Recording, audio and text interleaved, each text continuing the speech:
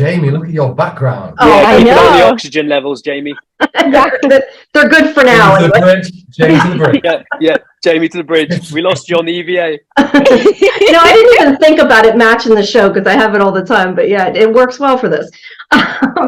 So for each of you, can you sort of talk about what it was about either your character or the show in general that made you just think that you absolutely had to do this? We'll go Christie, then Richard, then Reece. Around a circle.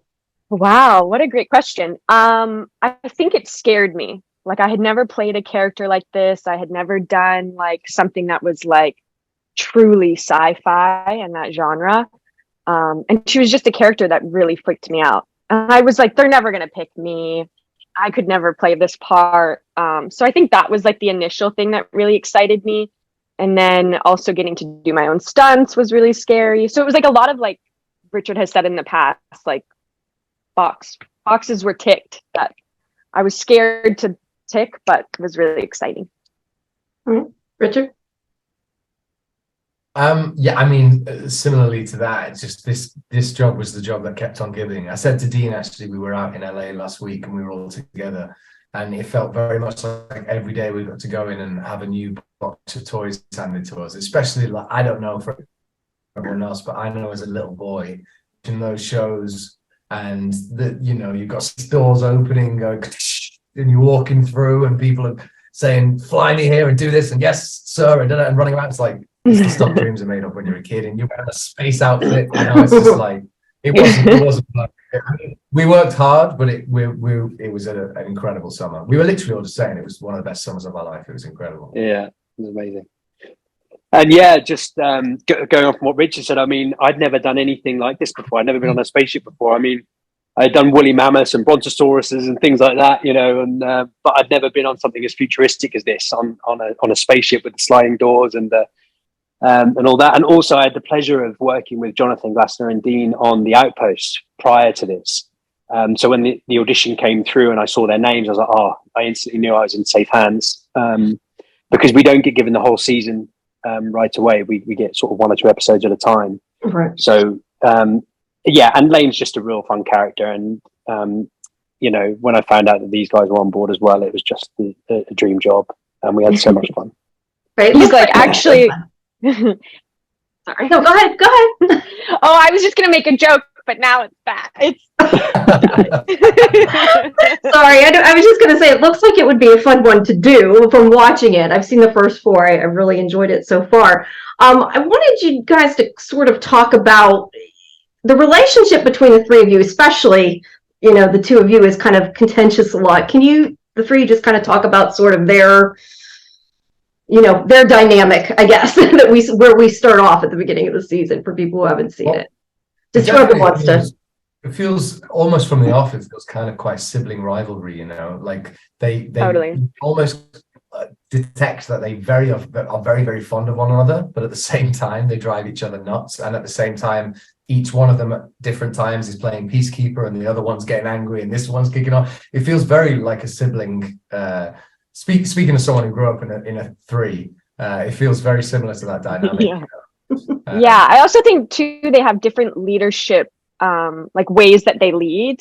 Yeah. You know, like Garnett's someone who very much leads with her heart and like sees the good in everybody and is very hopeful. And not to say that Lane or Bryce isn't like that, but I just feel like they lead in a different aspect, which is kind of it's interesting, and they all kind of learn that from each other, where they fit and how to work with each other on that.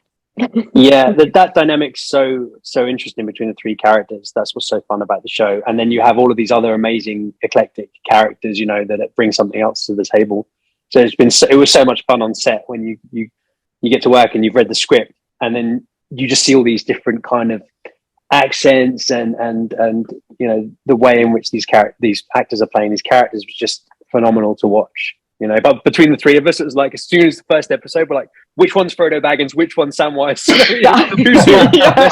Let's get the pecking order in. You know, so that was fun to play too.